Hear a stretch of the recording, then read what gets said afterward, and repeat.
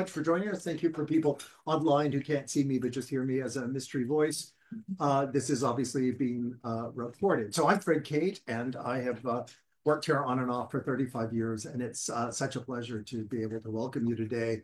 I just going to briefly introduce my friend and colleague Stan Crosley. So after a checkered career in which he really couldn't hold the job, he finally came to law school late in life and came here because, of course, we had the leading information technology, privacy and security program in the country. And while here, he did not take a single security or privacy class. He entirely did stuff like global law, whatever that is. And then graduated and promptly became one of the nation's leading privacy and security lawyers. And so today, 20-something years later, he has moved on. He was the chief privacy officer at Eli Lilly and Company, the first chief privacy officer there, and the first chief privacy officer really in the sort of healthcare pharmaceutical space in the nation. He then went on to found the International Privacy Pharmaceutical Association Consortium, it's IPPC, which brought together pharmaceutical companies from around the world dealing with privacy companies. He has been an active member of the IAPP and a member of their board, and is now a Weston Emeritus Fellow, which sounds like you're near death, but in any event, named most than I'd like to named for Alan Weston, whose 1967 book Privacy and Freedom sort of defined the modern world of privacy law. He's Apple's primary outside counsel for health-related things. Sorry, for those of you on the web, I want to make sure. And yeah, he's done okay. So it's a great privilege to welcome him today. And he's going to be talking, I think, about artificial intelligence, because he talks a lot about artificial intelligence. And because, as you all well know, AI has become a tremendous challenge in privacy, in security, and frankly, in data management and governance for both industry and private entities. So the floor is yours. Thank you, Fred. This was recorded, right? Because I'm going to want to play that back and dub it some, because that's he wouldn't be that complimentary in most settings. That's true. It's not a lie. And Fred and I have worked together a long time, although 35 years, God, that's a long time. But we have. It's a pleasure being here with you today. This is not going to be a lecture by any stretch. First, because I'm not a professor, and second, because if it was, it would be even more boring. So it's going to be pretty interactive. I'm going to want to know what questions you might have. First, though, I feel obligated to say a few things to get us rolling. So I'll start there. The talk is, I'm not sure who came up with the title. I think it must have been AI. But navigating the convergence, AI development, and digital governance in multinational corporations. Rachel, did you come up with that title? Wasn't me. Okay. So anyway, I love the title. It's not nearly as exciting, but it is that complicated, where we are headed. And the complication comes in a lot of different ways, right? It's an unprecedented moment in time for attorneys. And it's an unprecedented moment in time for cyber professionals, because we have this convergence of tech, which you are all very much aware of, more so than I am. But we also have this complete changing of the business model. Companies that for a century have been in a certain business model are now shifting to say, actually, you know what? We're a data company. The early adopters were doing that in 2000. But now you've got mainstream, companies, marketing, laundry goods and paper goods are now consumer centric. And pharma and med device, which in the 90s, it was prohibited to talk to consumers, right? Those laws changed, and now they're very patient centric, or trying to be. They're not doing it well in some cases, but the business models are completely changing. So tech is changing, and the tech adoption curve is completely different than it was when Fred and I started, where pagers were used. The adoption curve now, it took us, 10 years before we started understanding, privacy and understanding, things like, IRP, enterprise resource, planning research or resources and software. And, I remember one of the first issues that I had came up because, we had an SAP platform that was global. And they're like, well, there's this law in Europe that was passed in 95 that says we can't transfer data, from Europe to the US. And the German software maker said, no, no, no, there's no such law. We're like, seriously, there is. You can't send us this data. And so, but that was ancient days. It was, pre Y2K. And then the adoption curve was years and years before we could get used to it. Now we've got generative AI, it's months, if not weeks. And some of the clients we work with, we have a new issue every day coming on AI. And so the business model, don't lose sight of how rapidly they're trying to adopt with the tech. And then you've got societal norms, right? Who here cares about privacy? Right. Who here cares about a free internet? Right. You got a problem, right? You've got a serious problem. Digital advertising makes the internet free. Digital advertising creates some privacy issues. So what do? You get the banner. What do you do when you see the banners? How many of you accept, click through, and say fine? I'm in that camp most days. How many of you decline the cookies? Okay. Do you see any difference in performance? Probably not, to be honest, right? But they're still getting cookies. You can't not have cookies fired. Every mobile application you have has SDKs in it. They're all sending data. So if you like tech, you like a free internet, and you like privacy, you're exactly in the crosshairs of where we are with all of our clients. And so societal norms are changing. If I asked that question, 15 years ago, very few, you probably all would have raised your hand, but none of you would have known what you meant. And when I asked you about digital advertising, the majority of you probably would have gone, not sure. Well, you've been 12, so or 10, so maybe that's fair. But the idea is the same. The development is so rapid. And then we throw in privacy laws and AI laws. Rachel, at the beginning of 2020, we had one. How many do we have now? State privacy laws in the US? Comprehensively 19. I'm going to call on people randomly too, by the way. She's just a start. But 23 if you count. 23 laws. I can't even keep track of them. It's what I do for a living. 23 state laws. And 130 countries now that have comprehensive privacy law. The IAPP, the Privacy Association, likes to throw out the statistic, and it's incredibly misleading, but I use it a lot. In 2020, 10% of the world's population was covered by privacy laws.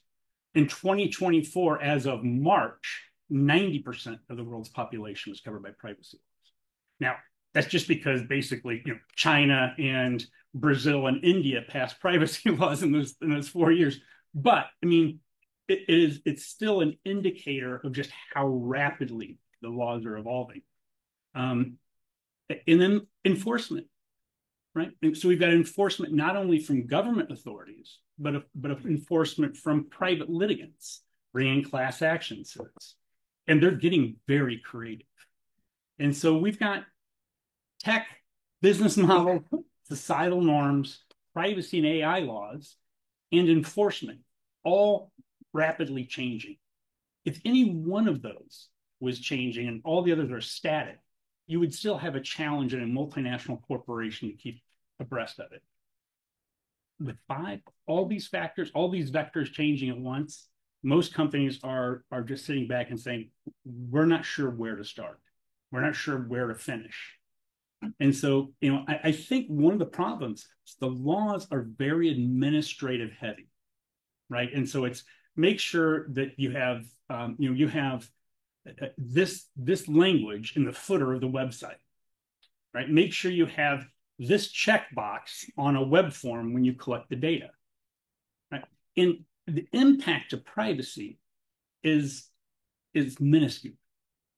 And this is something Fred has said before. We're so focused on the privacy trivia that we're not able to focus on the privacy meaning, right? The things we really care about as a society we don't have the resources to apply to it because we're too busy trying to get in compliance with things that probably aren't worth complying with. You have no choice as a company. It's not like you can say, I'm not going to do that, because then enforcement. And so we're at a societal crossroads. And this is where, you guys come in. You are in the middle of this crossroads, because more and more, everything is going through cyber. I think the difference is, at one point, we had cyber incidents. And so we needed a cyber incident response plan. Now we need cyber expertise. We need cyber generalists. We need cyber savvy individuals, because when the incidents come, they're not going to be focused right in the middle of your sweet spot, but you have the ability to step back and say, there's some threads here that I don't think anybody else is connecting. For example, we've had deepfake attacks on clients, and where they've spoofed an audio biometric. And so they gained access to systems through a biometric spoof. And on one hand, you're like, well, that's a very specific attack. They're trying to get access to systems. But you've got to step back a second and say, wait a minute, it's a pretty sophisticated attack, right? That is, you've grabbed someone's, audio off of, a website with enough clarity to actually create a voice print that you can then apply to a biometric to gain access. That's not most people that are doing that. Although now with, the latest development with Google's latest iOS, it's not all that difficult, especially deepfake. But you have to ask yourself, okay, well, Sarah had her voice faked. But who's their real target? And what's their real goal? Maybe this is a proof of concept. It worked. Guess what? Now we're going to go to the executive, and we're going to start spoofing the executive or the set of executives, or have a web conference with the executives that they never attended, with the sole goal of dropping the stock price. So maybe that's the longer play. And as cyber experts, you're the only ones who are going to see this whole playing field playing out. And because we have in this mix, right, we have legal for sure, privacy, absolutely, compliance, technology, InfoSec, cyber, litigation, right? They're going to have to know, corporate communications, the entire cycle, regulatory, if it's a regulated product, safety, if patients are involved. And this is unlike anything ever before. And so we are in a world now where the connectedness, it steps into corporations. And when we create incident response plans, we're not creating a cyber incident response plan or a privacy incident response plan. We're creating a corporate digital incident response plan. And it can have one of a dozen different flavors. Even we have clients now that are getting hundreds of thousands of deletion requests through automated agents. And it's crashing their mailboxes they use for customer service. So the question is, well, are they trying to get us in litigation for not responding to a deletion request? Is this a cyber attack that's coming in a way, or is it something else, right? And how do you do the forensics? Who here knows the forensics of a deepfake? We've been asked that question half a dozen times. Who do we know that has deepfake expertise? Like, I'm not even sure that's a thing. Well, what do you mean deepfake expertise? Well, we have this thing happen with audio. We're probably going to have it with video. How do you know what's real and what's not? And so our plan says, well, you know what you need to do? We need to be able to go and talk to executives very clearly and say, was this you? Did you really say this? Were you really in that situation? And if you don't have a plan that requires you to go have that conversation, it can get awkward fast, right? Depending on the type of thing that's being deepfaked and the type of thing that the photo or the video is showing, and you need to know if your executive is telling the truth or not, you have to ask them point blank for protecting the company, who is your client, as well as trying to figure out the problem. But if you don't have a written plan that says, hey, I'm just following the plan, don't kill me. But was this really you? And we have a record. Now we can move on. And so that response plan is just way broader than it was. And so that's just an example of some of the things that we're starting to see. I think it's an indicator of, and we've talked a lot in our firm and in our consulting group, and how do we try and position companies to be able to have a response that is broad enough but yet meaningful.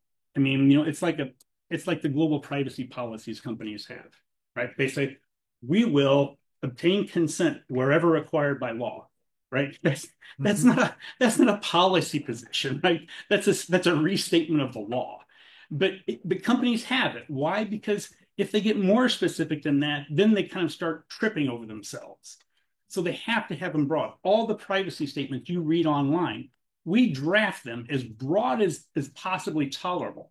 Because if we don't, somewhere in the company, someone's going to do something that trips it and violates the privacy statement. So the privacy statement isn't meant to be a beacon that the company follows. It's meant to be an umbrella covering all activities possible because they're our client. We're trying to shield them from legal liability. But somewhere in the organization, there should be, this beacon, these principles that allow it to follow. So we're trying to develop these plans to say, you've got to have multiple people at the table. And it's better to have multiple people at the table before the issue hits. And so you're going to find yourself now in committees, I hate to say that word, but in a committee, in a board where you look around and no one else looks like you in almost any way.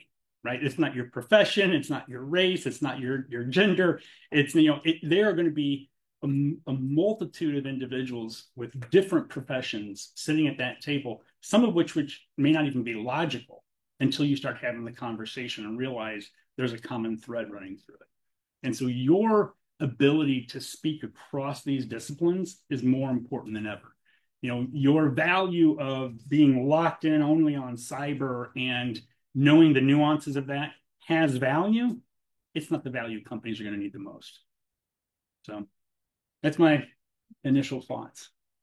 Fred, you need to say something too.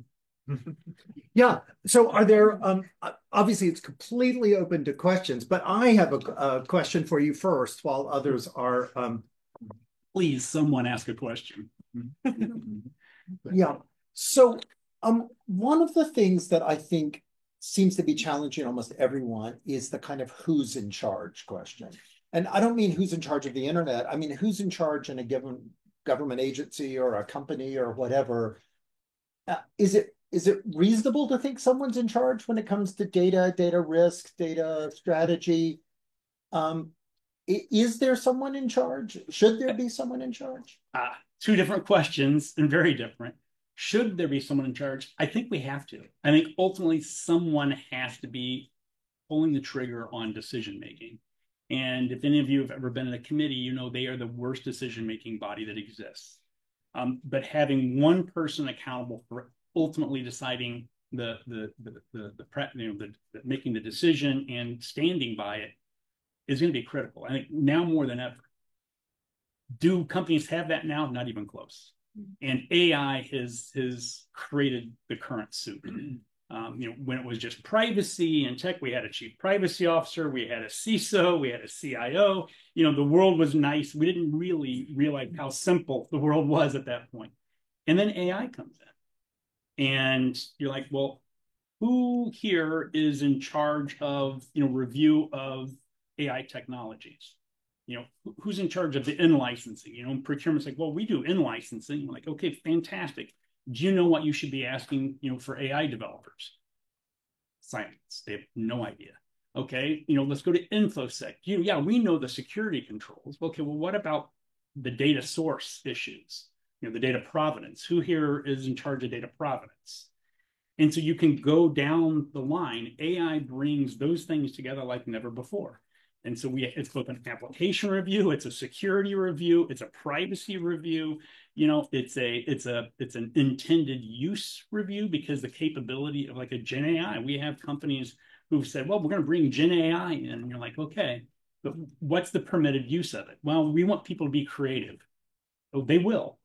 They will be creative. Where's the data going after they enter the queries, right? Those are the early days. And it's like, what do you mean? Well, OpenAI has their own server. It's not your server. And so who's making that decision? And the business says, this is incredibly important. And no one is offering the resistance of saying, this is high risk, at least not an aggregated risk, right? Cyber says, well, there's a cyber threat if we leave this port open, or privacy says, well, we could have a privacy risk if they didn't have the data source right. But individually, those risks don't outweigh the business benefit that they see.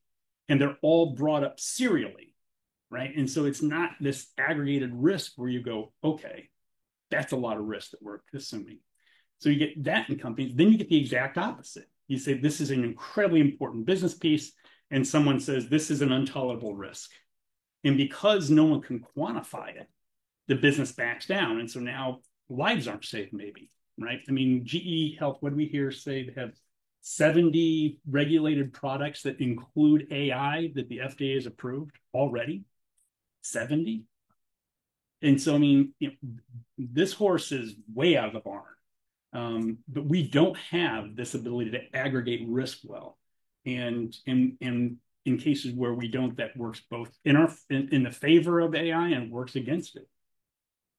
And why did you not take a single privacy law course while you were here? I was looking for a really good professor who was teaching. My feelings are hurt now. Okay, your questions. Otherwise I'll just go on with mine and they go downhill from here. Yes, please. A very basic question, which is, you just said that there are 70 approved products that GE has that includes AI. Like, what do you mean? Oh, that's a basic question? Okay. Well, it's not like I understand it either. They just said it, and I repeated it. But that's actually one of the first questions that companies have to wrestle down when they're trying to figure out how to do AI governance is, what do we mean by AI? In the strictest sense of the definition, like California has a definition of AI that basically means any system or tool that can aid in decision making. And so we literally are saying, well, a calculator or a spreadsheet, and they used in their example an Excel spreadsheet as being AI. So you're like, okay, well, that's the world we're in. And the reason they did that is because you have to do risk assessment if AI is involved in technology. And it's a high risk assessment, which requires a lot of work and attention to detail that most companies don't have. And so you've got the regulations and the laws that are defining AI exceptionally broadly. You have, software engineers and tech professionals are saying, we've been using AI for decades, which is true. But what most companies mean is something closer to generative AI than AI. But that's not entirely the truth either. I mean, in the general sense, that's what they mean. But where AI has gone now is into decision making, and that's where I think the threshold of where companies are starting to pay attention and trying to get their governance around it. So if you have an application now where it has the capability of assessing large amounts of data and then making decisions based on that then people act on, that's where there seems to be increasing risk. And in a company like like GE Health, that could be a life threatening issue if the AI isn't done well. Which kind of brings us to one of the other points, is that, like we said, you can't have complete privacy and a free internet and use your mobile device. It doesn't exist. Even Apple, will ask you for some of the analytics off of your applications. But at the same time, we have this conflict that happens in not only with AI, but with other laws. Fred and I, 2007, Fred, had a situation where, and Eli Lilly has talked about this since, when I was at Lilly as the chief privacy officer, we had issues where Prozac was in massive class action litigation, global class action litigation. And so US courts were trying to get, plaintiffs were trying to get email out of the email boxes of our European employees. And they were doing that because the US and the EU had different standards on safety and efficacy. And so they wanted to try and find, someone outside of the US who was making a statement that they could hold up as a smoking gun to show liability. And so they were casting the net as broad as they possibly could. And at the time, there were privacy laws that had come to pass pretty aggressively. That the EU Data Directive and the Data Protection Directive, and each of the member states had laws. And so we said, well, there's privacy. We can't export these emails from these individuals. And so the courts were threatening us with the jury instructions that were saying, Lilly is not cooperating with production. Well, that means you lose the case. And then the jury goes and votes and you're done, right? You can't have a negative jury instruction.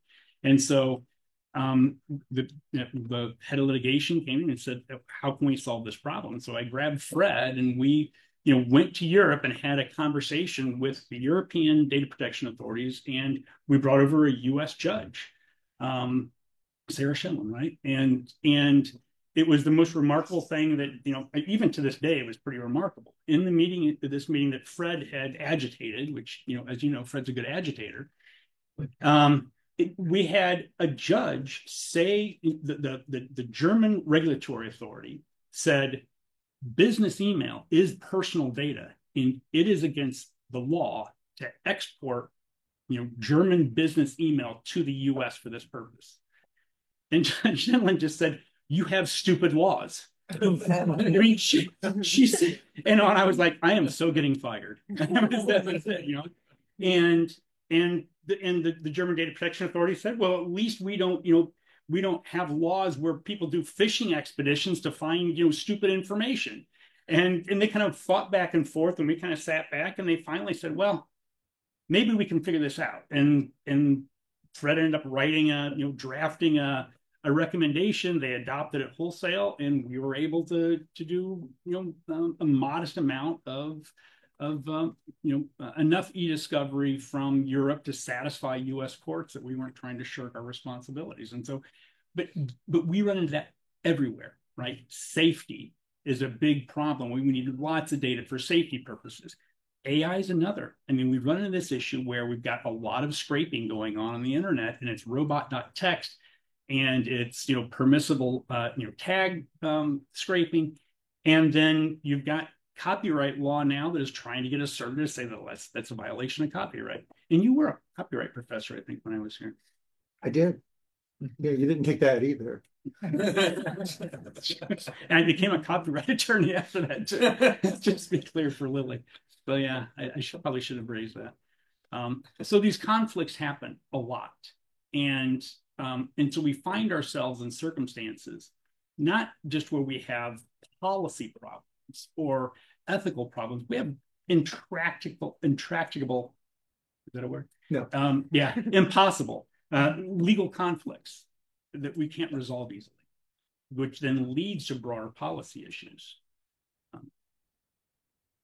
Yes, yeah, please. Yeah. So two things. One, just very quick. I just got out of private practice at a labor union, and I just wanted to lift up the point you raised about the interconnectivity of kind of, you just can't be a cyber person, like breaking the doctrinal silos, right? Because honestly, even for all the stuff you were mentioning for a company, it's all the stuff I was thinking about for a union, right? As a large international union, and its data security issues and how it affected the workplace. So my question, though, is going to come from like a workplace kind of center, and then I'd like to hear your thoughts on general applicability. So like one of the things that has come up in the labor kind of space about how to regulate AI, for example, when companies are making hiring decisions, right, based on AI in reviewing how a person talks, speaks, responds to questions, etc., is to have kind of localized either AI monitors at specific businesses, or to expand collective bargaining rights concerning to allow, for example, for unions to negotiate with their employers around governance, data governance issues. I'm curious, and full disclosure, I testified at this AI conference that Chuck Schumer called together right during last year. And I said to them, look, from the perspective of expanding government to regulate AI, it makes no sense. You're going to have to look at intermediaries. I'm curious, and OSHA, for example, has that, like where there's supposed to be OSHA coordinators at different work sites, et cetera, et cetera. My question is, would that kind of framework that kind of allows or deputizes a monitor or like a third party, let's say, for lack of a better term, to engage on a company by company or enterprise by enterprise, or maybe even sectoral by section basis? I'm thinking about the conversations maybe with regard to sectoral bargaining. Would that help at all solve any of the kind of problems that you're talking about? Or is really the solve, let's say, everybody's adopting the EU AI Act by way of example and applying it writ large across the world? Like, I guess what I'm trying to get at is bottom up better or top down? Yeah, I mean, top down is never going to work, and conversely, bottom up without a clear directive is never going to work, right? And so we've tried both. I think what you're proposing with AI monitors solves a different problem, right? I mean, it is, is there a safety issue that's evolving? But there was a case recently, the Rite Aid case, and Rite Aid was using face identification and algorithms and AI algorithms to identify individuals in their stores who had previously been convicted of shoplifting. And so, there's a number of points where this probably should have been interrupted in a business cycle, right? And had there been an AI monitor saying, well, wait, you're going to use AI for what? Maybe that would have been an intervention point. But what happened is it worked flawlessly initially. And then over time, because they had a kind of a closed loop system, they didn't want the algorithm, they didn't want the data that was being used to make the determinations to go back to the developer of the algorithm of the AI, because that they saw it as secure and sensitive, and privacy and security risks. So they kind of cabined off the data flow. But when they did that, they got algorithmic drift. The algorithm started just being advanced based on the limited data set that it was being introduced to. And so over time, it started skewing in a more biased fashion until it was teens of color were getting stopped in incredibly disproportionate manner. And they clearly were not shoplifters. And then finally, they didn't have like an appeal process. So in the store, it was like, you need to leave. We don't allow shoplifters in our store, right? Confrontations with employees. And that's just never going to go well. But what the FTC did in their prosecution, they said your failure was you didn't monitor it, right? You launched this into the world, and then you sat back and said all is well, and you didn't think to monitor how the outcomes were being met. And ultimately, I think that's probably the world we're going to be in. I mean, we are going to have to monitor and have an intervention that's possible. So, I mean, I think the idea is sound, and I think that it solves some of the problem with the end state, but it's kind of like the EU AI Act, which you mentioned. It has a provision that says you can use sensitive data to detect bias in an algorithm. Fantastic, right? The problem is the GDPR in Europe prohibits the use of sensitive data in the development of algorithms unless you get the consent of the individual. Well, you can't build an AI algorithm with one-to-one consent data. You're not going to have the right diversity of data. You're not going to have the right volume of data necessary. And so you have a law that says you can use it to detect it, but my gosh, we're never going to allow you to use it to develop the algorithm so it's not biased in the first place, right? And policy, legislators, it was just lost on it. And so now we have a law fully passed and enacted where companies are going, okay, well, we don't know how to actually do this. It's kind of like when the early days of DLP came out, data loss prevention, and this was probably back in the early 2000s. And one of the worst cases you had when I was at Lilly is that the vendor came and said, look, we just detected all these social security numbers leaving your perimeter. And I was like, that's awful. Did you stop it? Oh, no, we just wanted to let you know the software detected it. Like, well, that's the worst case scenario. I mean, then, the last thing I want to know is that it's going out and I can't do anything about it. So, we need to modify the DLP. Well, that's exactly what the EUI Act is doing. Like, well, it's biased. And it's like, well, fantastic. Well, why didn't you tell me that when we were developing it? So, yeah. This is maybe a bit of a normative question, and it's kind of framing the problem. So I want to know if you think this is framed right, and then what your response might be. This summer, I worked in an office where I was kind of adjacent to a project about creating an office space policy for the use of AI. People oftentimes don't understand the ChatGPT and other, especially Adobe Acrobat. If you put things into that, they will write to it. So they put confidential information in there. Oh, yeah. But you can have policies of all sorts regulating an office. And one thing I started to think about was that I feel that privacy professionals and lawyers are not giving, and this is kind of where the question is businesses and companies, organizations are just inherently saying we just need to integrate AI as much as possible. But privacy professionals are not posing that, well, AI offers all of these potential, income opportunities, but you have to also subtract the amount of work you're going to have to put into to properly have these controls. And no one's telling them that equation. They're just basically, it seems like to me from the outside, because I haven't worked, as a law student, I'm a 2L, I'm not really on the inside, but from the outside, it feels that way. And you worked at Lilly and you obviously know people in the sector. Do you feel like maybe there's a lack of that? Well, you need to subtract out what you're going to have to put the correct controls in. And is that even framed the right way, that issue?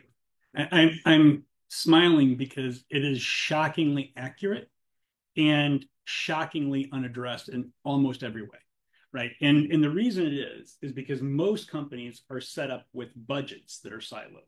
Litigation has a budget, $50 million litigation budget. Marketing of a product has a budget, $10 million marketing budget.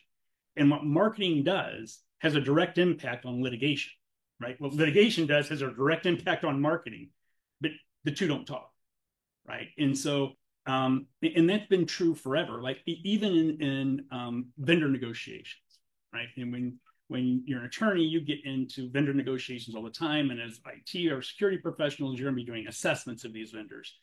The number one negotiated provision in a contract with vendors is indemnification, right? Nobody wants to indemnify the other party. And well, we'll set it, you give us $5 million of indemnification. Well, we give us 10 million. Well, 10 million is not enough.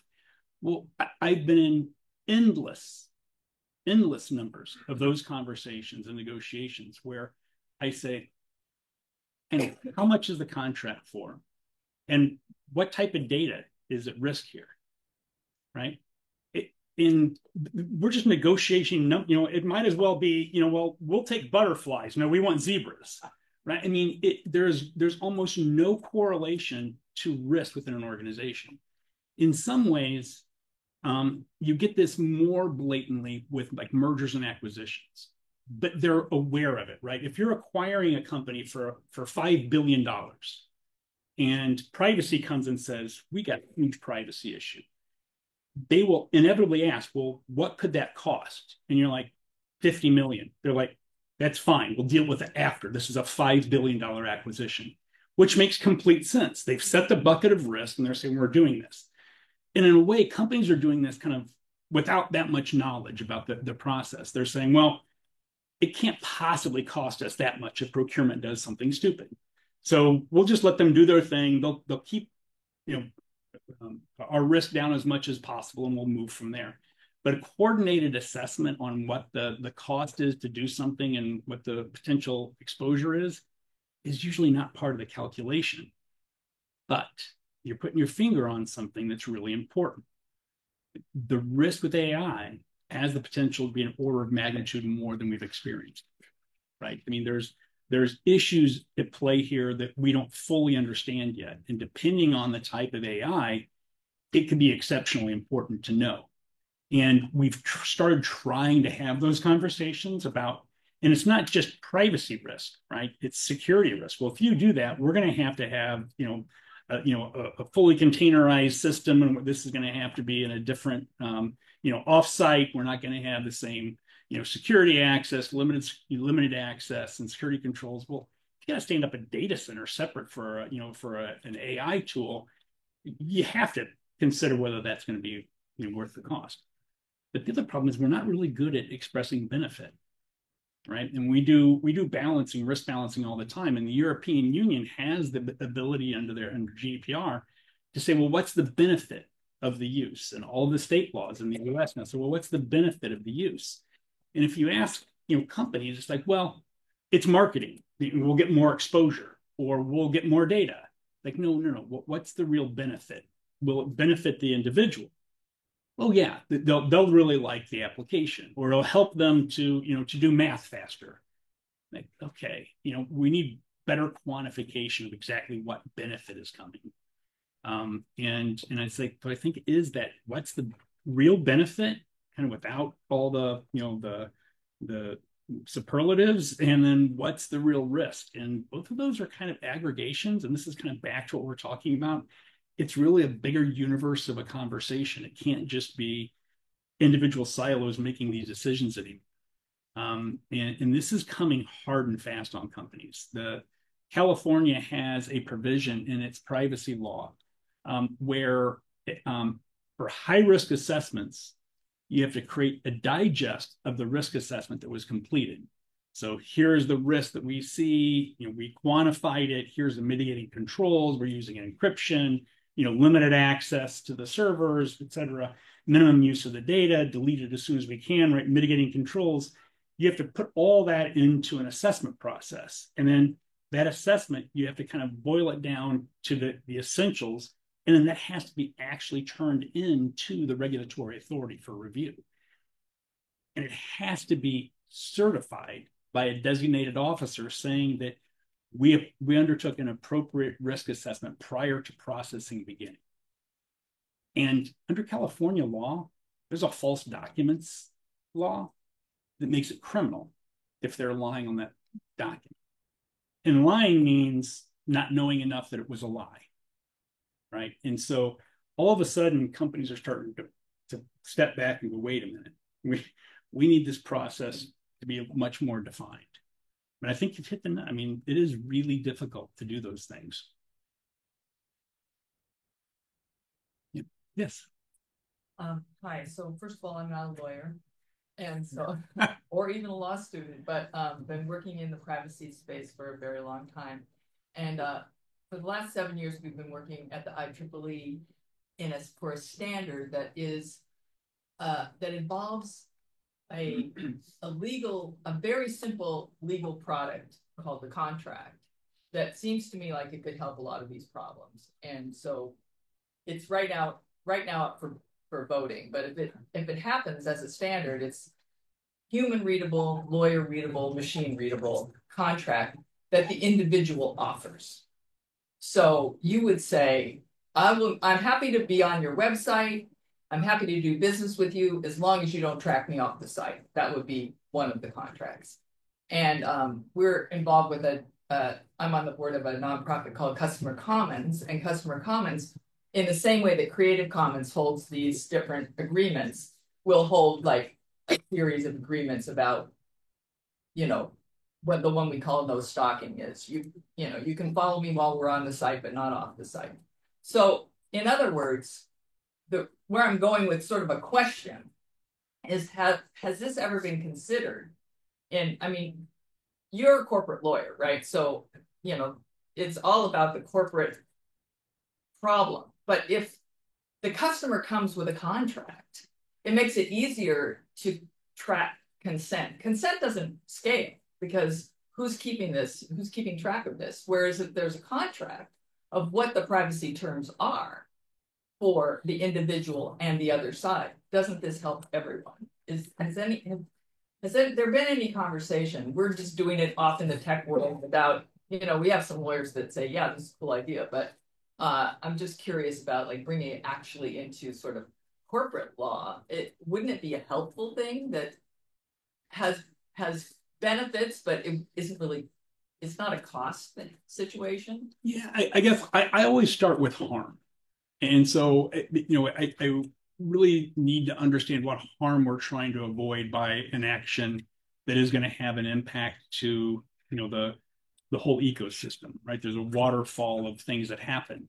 So we have the global consent signal, right? And so is what's called global, yeah, GPC, global privacy signal. Yeah, I don't know why it's C, but yeah, global privacy consent signal. Control. Yeah, control. That's it. Global privacy control, right? That browsers, that like DuckDuckGo has in its browser, and all of the laws in the states are now starting to require companies to acknowledge GPC signals. And so in a way, that is the contract, right? It's embedded in your browser. There's going to be probably defaults, and you just kind of set up the controls of what you want done with your information, and that'll function as that contract. And that is, it's already in place and running, and there's tools that are in place with different e-privacy entities that have the tools that almost every large multinational has on their websites to recognize the signal and to do cookie control. So I think we are heading down a path that has some of that similarity. Again, I personally think that the focus on digital advertising as the evil is probably not the right focus. I don't think that's our biggest harm that we're facing, and I think there's unintended consequences that are going to come with that. Don't kid yourself. Advertising is going to keep happening. Google doesn't really care what you do; they just want to market to you. Now, where I think it gets really tricky is the stuff where Fred is a kind of a specialist, is government access to that data. That's where it gets incredibly uncomfortable, right? And so to me, the harm may not be in the same place that the contract is curing, because I think there's other issues that we're gonna realize once this happens that are gonna cause problems with, disparity with access and issues. And so I think it's going to be difficult. But where I think we can try and address some of the harm that we're worried about is really government access controls. And that's not just the U.S. In a lot of ways, the U.S. is not nearly as aggressive as many of the countries around the world. And so I think that is a problem, and it certainly exacerbates the idea that surveillance or tracking is going on the internet of your activity. And some people have different tolerances. So being able to set your tolerance at a certain level makes sense. But I think there is issues. So I think we are heading down that path conceptually. One of the businesses that has a huge incentive to access your data is insurance, right? Because it directly affects the profit. So with them having more and more access to technology that enables them to theoretically access every aspect of your life, who you associate with, where do you go, what do you do, what activities do you enjoy? How do you see the balance between their access to your private life, your habits, your hobbies, whatever? Where's the balance we can strike with our privacy and our right to be left alone, and our right to be insured, but still have a right to a private life? Love that. I think this is exactly the right question, right? This is clear harm, and potential benefit. How do you balance these, and where do you draw the lines? And I think that's exactly the analysis that makes sense to me.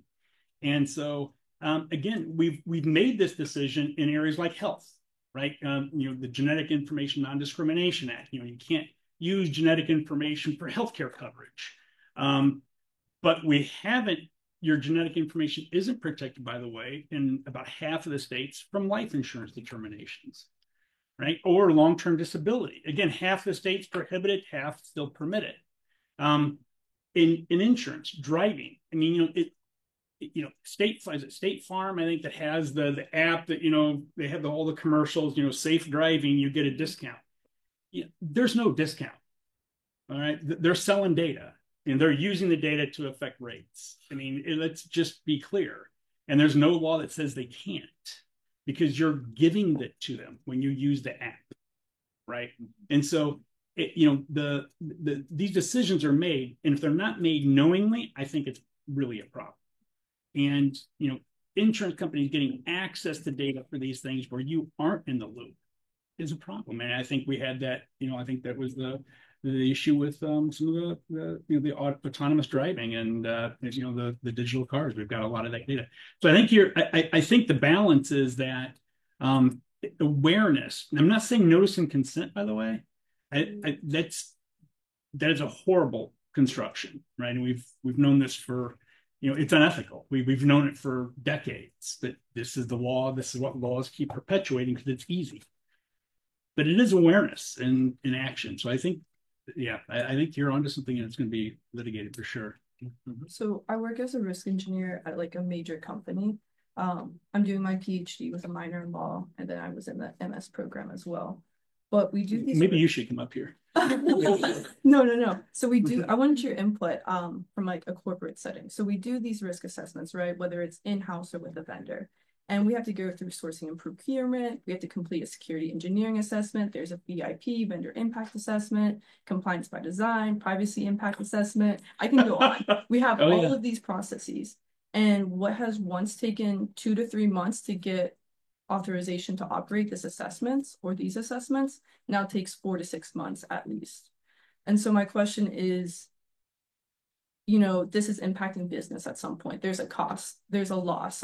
Business wants to use these assets. There's a profit to be generated, whatever the case. How can corporations, find this middle ground where they're compliant, but the process isn't so slow that it impacts business? I mean, this is, it really, if we can solve this problem, then we're set, right? I mean, this is the issue. This is e-privacy tech has tried to come alongside to automate some of these things. In my opinion, you probably have assessments where assessments really aren't necessary based on risk. And so we're not really understanding the risk profile or differentiating by risk profile. So, someone comes in with pure B2B data and someone comes in with patient information and they're all put through the same model. Yes. Right. It makes no sense. Right. So there should be something up front that's a filter that says, what do we think is high risk for our organization and high risk for individuals? Those things get assessments. Everything else, we need to know the risk and see whether we can accept it. And you simply cannot. I mean, we've got companies with 100,000 vendors, easy, and it's impossible. And you're right, the assessment just keep growing. Well, that's depressing. Yeah. I think we have time for maybe one more back here. She was asking question. Yeah. Also, I was just thinking, all traditional business models as such always look at things in terms of profits and losses and monetary terms, and that's how we quantify our benefits and risks as well.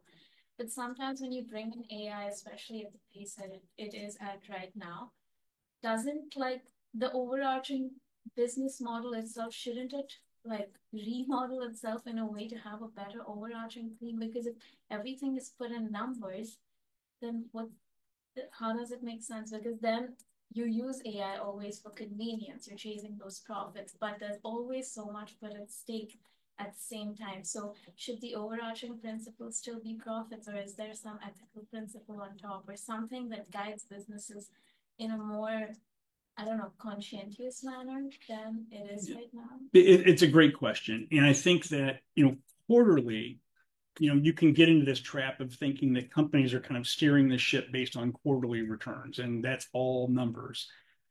But the best companies, that's not really how. I mean, the best companies think longer term and longer term impact, impact to their, to the individuals that interact with the company, impact to the company's reputation. And so you can make, a ton of money in a short time. And if it destroys your reputation with your primary constituency or it harms them, you're not going to be in business long. And we've seen that happen to companies, right? And then we've seen, you know, companies like Apple who has said, you know what, privacy is going to be our focus, and they've centered everything around it. In the early days, that was simply